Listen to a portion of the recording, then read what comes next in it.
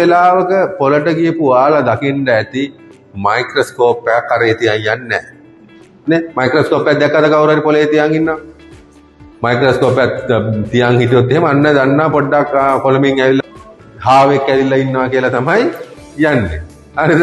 එහෙනම් මයික්‍රොස්කෝප් අර තියෙන ජෙමොලොජි උපකරණ උස්සගෙන යන්නේ නැහැ.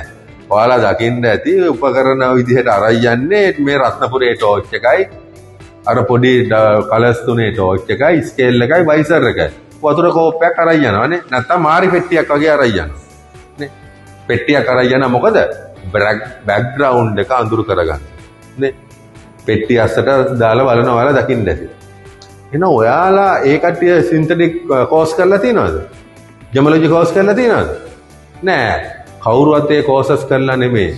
එහෙනම් කොහොමද අඳුරගන්නේ? අන්න ඒක තමයි ප්‍රශ්නේ. ඔයාලා යන්න ඕනේ මාකට් එකට ඔය කිසිදු අපි කියන්නේ බරාවි කියලා කියන්නේ රත්නපුරේ කට්ටිය බරාවි උස්සන් නෙමෙයි යන්නේ. සැහැල්ලුවවි අරගෙන.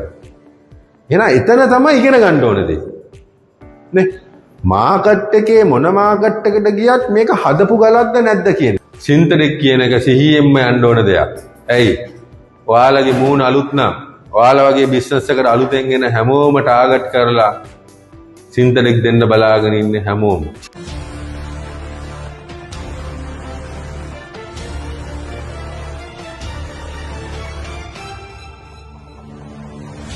Ceylon Gemological Institute